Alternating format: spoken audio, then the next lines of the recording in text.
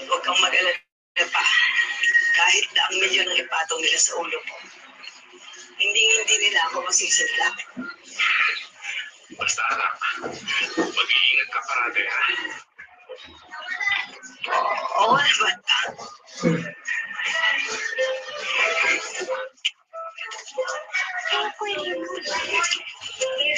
Sige lang.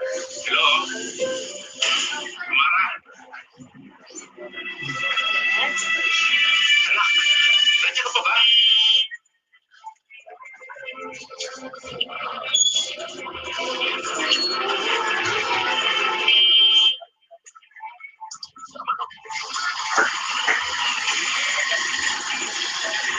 Automatic mother.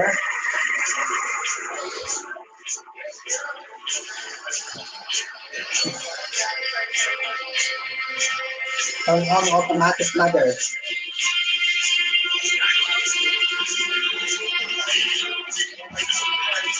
Sinusubukan ko ayusin ang lahat, Betty. Si Harold, kasi hindi pala ako sisira sa pagkakita nito. Ikaw! Bakit mo sila ang pamilya ko? Hindi mo na nakikita dahil puro mission mo ang nasa utak mo! Huwag mong gagawing dahilan ng trabaho ko para pagtakpan ng panluloko mo.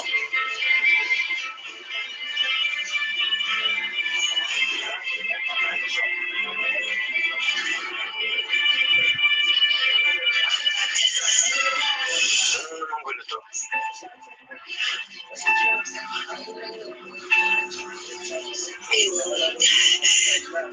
Papa mo may babae. Niloloko na tayo.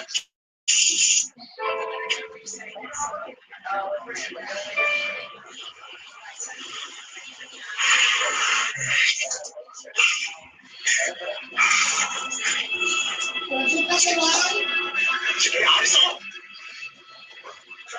Gusto ko mabili si Harold!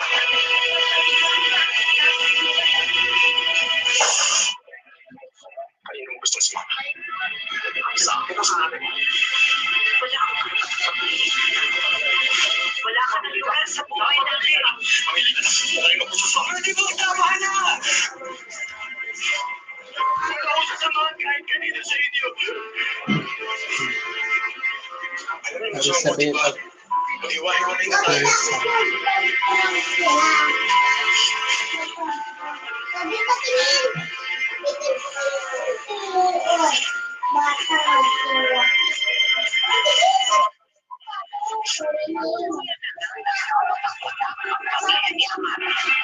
Naghiwalay sila ni Betty at ang masakit, mas pinili ni Harold na tumira sa Lolo Daniel at Lola Corazania. Nagpursige si Amara na ayusin ang relasyon nila ni Harold hanggang sa humantong siya. Hello guys, mga ka-MPK, mag-subscribe na sa 3rd anniversary ng Magpakailanman Entertainment. I-click natin yung subscribe channel, i-like sa Facebook page, i-tweet sa Twitter, i-follow lang sa Instagram, at mga social ng mga media accounts. Maraming salamat po mga ka-magpakailanman.